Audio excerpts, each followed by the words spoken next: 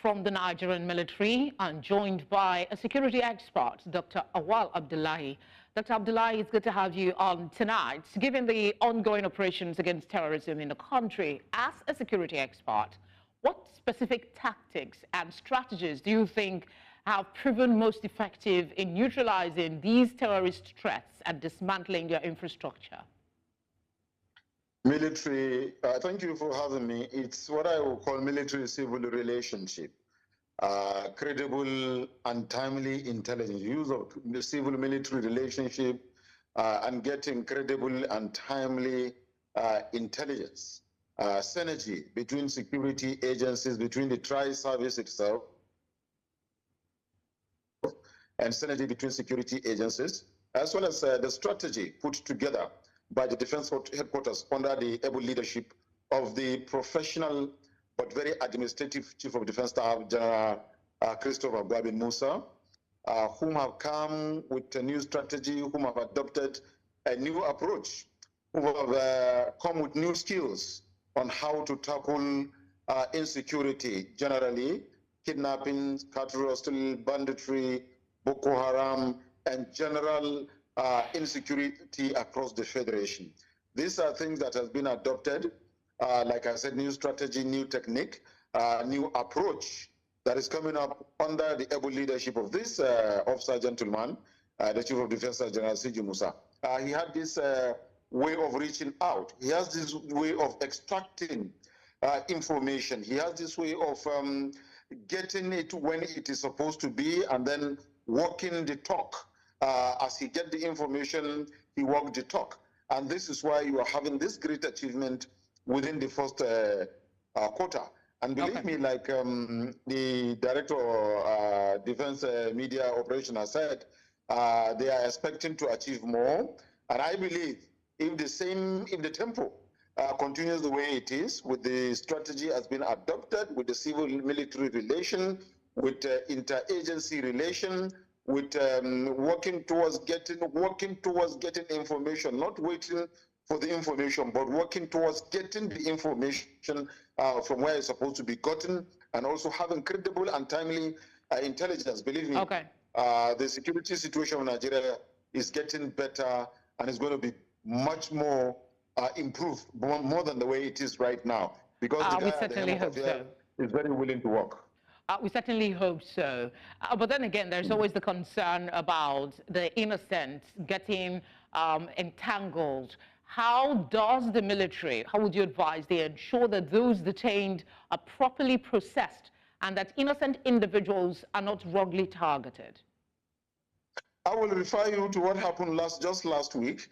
You will recall, as a journalist and as a television, some court gave a verdict, a ruling, after a certain time of detention of a certain group of people, and then there was no evidence to prove their involvement in crime and criminalities. A court gave an order that they should be released. And then the armed forces under the leadership of the Chief of Defense Staff actually released them, and the information is flying everywhere.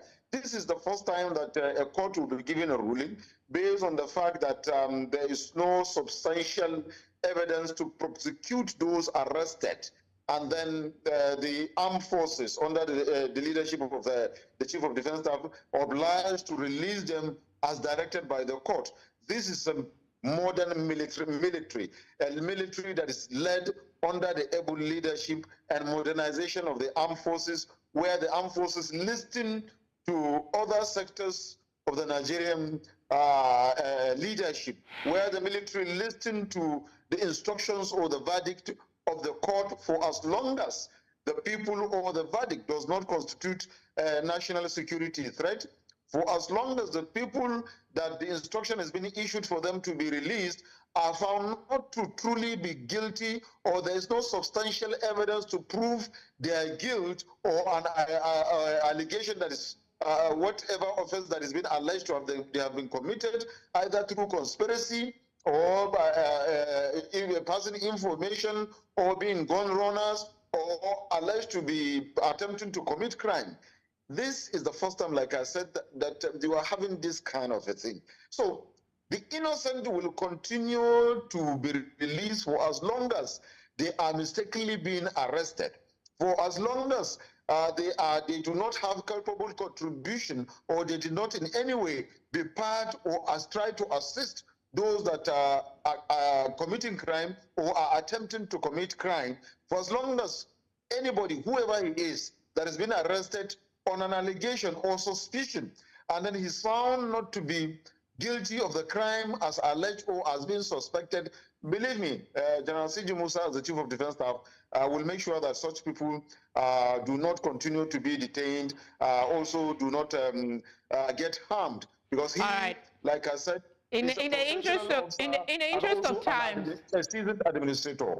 In the interest of time, so I just have one more question for you. Bearing in mind what happened in December, and the military had some explanation, civilians were affected. So I'd like to ask specifically to the general's comment about kill terrorists and the infrastructure that supports them.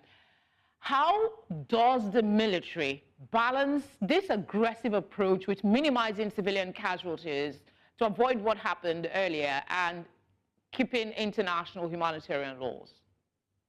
Believe me, the armed forces under the Chief of Defense Staff, General C.G. Musa, are very mindful of the situation. They are very mindful of human rights.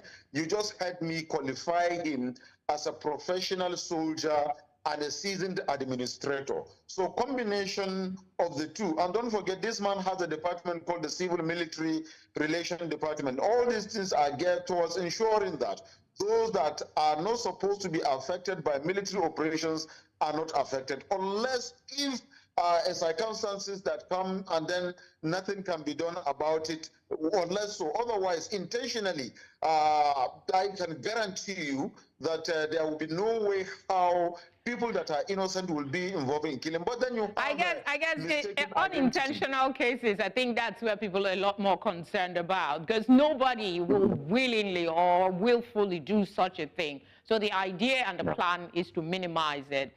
I'm sorry to interject, but that's the much time will permit us for this conversation. Thank you very much for speaking with us. Thank you for having me. Thank you very much.